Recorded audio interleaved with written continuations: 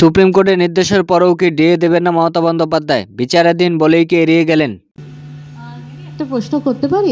যদিও বলেছেন যে বিধানসভা সময় যে মহার্ঘ ভাতা 4% দেওয়া হবে এপ্রিল মাসে। আমি এটা নিয়ে কোনো কোশ্চেন আপনাদের কাছে করবো, উত্তর দেবো না। যা বলার আমি বিধানসভায় বা ওই দিন আপনারা কোশ্চেন করেছিলেন দিয়ে দিয়েছি। বাদ বাকিটা ম্যাটার ইজ সাবজুডিস। আমি সাবজুডিস ব্যাপারে কোনো কমেন্টসে যাব না। বন্ধুরা, বছরের পর বছর ধরে আন্দোলন, রাস্তা অবরোধ, ধর্ণা, অনশন, মিছিল, সরকারি কর্মচারীদের একটাই দাবি বকেয়া ডিএ। অবশেষে সুপ্রিম কোর্টে স্পষ্ট নির্দেশ দিয়েছে 31শে মার্চের মধ্যে 25% বকেয়া ডিএ মিটিয়ে দিতে হবে। বাকি 75% নিয়ে 4 সদস্য কমিটি গঠন করা হয়েছে। অর্থাৎ আদালত রাজ্যকে কার্যত বলেই দিল এবার দিতে হবে মহার্ঘ ভাতা। কিন্তু তারপর রাজ্য সরকারের তরফে এখনও পর্যন্ত কোনো দৃশ্যমান প্রক্রিয়া নেই। আর আজ নবান্ন সাংবাদিক বৈঠকে মুখ্যমন্ত্রীর মন্তব্য, বিষয়টি বিচারাধীন, আমি কোনো মন্তব্য করব না। এখান থেকে শুরু হয়েছে নতুন ধোঁয়াশা। শীর্ষ আদালত পরিষ্কার জানিয়ে দিয়েছে বকেয়া 25% ডিএ 31শে মার্চের মধ্যে পরিশোধ করতে হবে। বাকি অংশে বিশেষ নির্দিষ্ট কমিটি পর্যবেক্ষণ করবে। দীর্ঘশ্রুতিয়া চলবে না। এই রায় এক অর্থে সরকারি কর্মচারীদের বড় জয়। কারণ এতদিন রাজ্যের তরফে নানা যুক্তি, আর্থিক চাপ, কাঠামোগত সমস্যা ইত্যাদি দেখানো হয়েছিল, কিন্তু আদালত বলেছে অধিকার মানেই অধিকার। নবান্নের সাংবাদিকরা প্রশ্ন করলেন, সুপ্রিম কোর্টের নির্দেশের পর রাজ্য কী পদক্ষেপ নিয়েছে? মুখ্যমন্ত্রী উত্তর দিলেন, আমি এটা নিয়ে কোনো মন্তব্য করতে চাই না। বিষয়টি বিচারাধীন বিষয় মন্তব্য করব না। এখন এখানেই বিতর্ক, কারণ বিরোধীরা বলেছে রায় তো হয়েই গিয়েছে, নির্দেশও পরিষ্কার, তাহলে কেন এটা বিচারাধীন? এখন তো বাস্তবায়নের পর্যায়ে। তবে বিরোধীরা দাবি করেছে রাজ্য কি এবার নতুন কোনো আইনি ফাঁক খুঁজছে, সময় নষ্ট করার কৌশল নিচ্ছে, অর্থাৎ পূর্ণ বিবেচনার আবেদন করবে।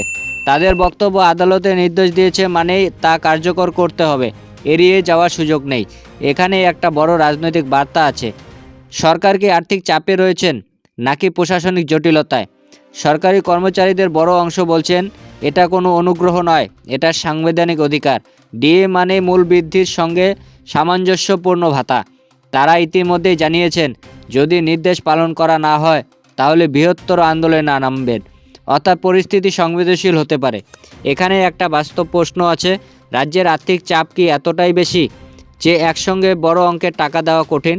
রাজ্য সরকারের দাবি বরাবরই ছিল কেন্দ্র বকেয়া টাকা দিচ্ছে না, রাজ্য ঘাটতি রয়েছে। কিন্তু আদালত যখন নির্দেশ দিয়েছে তখন আর্থিক যুক্তি কতটা গ্রহণযোগ্য হবে সেটাই এখন দেখার।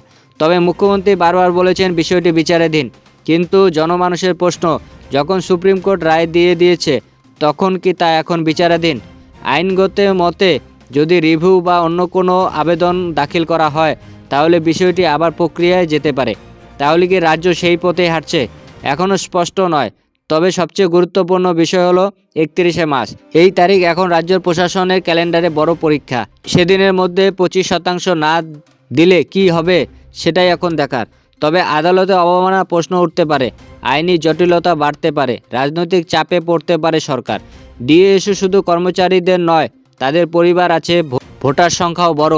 2026 সামনে বিধানসভা নির্বাচন। ডিএ ইস্যু যদি দীর্ঘায়িত হয় তাহলে রাজনৈতিক প্রভাব পড়তে বাধ্য। বন্ধুরা, সুপ্রিম কোর্ট নির্দেশ দিয়েছে, সরকার বলেছে বিচারাধীন, কর্মচারীরা বলছেন অধিকার চাই, বিরোধীরা বলছেন এড়িয়ে যাওয়া হচ্ছে। এখন প্রশ্ন 31শে মার্চের আগে কি ঘোষণা আসবে নাকি নতুন কোনো আইনি মোড় আসবে? মুখ্যমন্ত্রী কি কৌশল নিচ্ছেন নাকি সময় চাইছেন? আপনি কি মনে করেন কমেন্টে লিখুন। কারণ ডিএ শুধু টাকা নয়, এটা প্রশাসনিক বিশ্বাসযোগ্যতার পরীক্ষা।